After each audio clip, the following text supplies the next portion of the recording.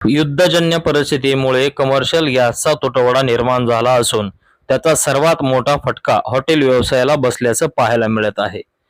Commercial cylinder मिळत नसल्याने छोटे मोठे हॉटेल व्यावसायिकांवर आता उपासमारीची वेळ येऊन ठेपली आहे। तसेच बंद पडण्याच्या मार्गावर असलेल्या हॉटेल व्यवसायाला मुरुड येथील हॉटेल व्यावसायिकांनी पारंपरिक चुलीचा आधार देत आपला व्यवसाय सुरळीतपणे चालू ठेवून आपली व आपल्या कुटुंबाची उपजीविका भागवत असल्याचं पाहायला मिळत आहे।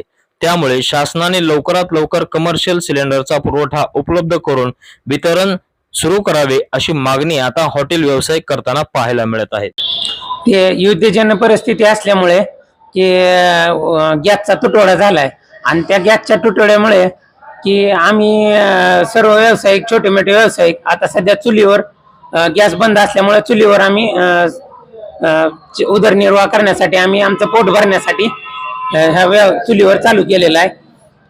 नाही जेव्हा मिळेल तेव्हा ना, अजून तर काय मिळालेलं नाही, पण जेव्हा मिळेल तेव्हा बघू। पण सध्या तर आमचं पोट भरण्यासाठी आम्ही चुलीवर चालू केलंय, कारण हे चुलीवर जर नाही केलं तर सध्या आमच्यावर उपासमारीची वेळ आहे।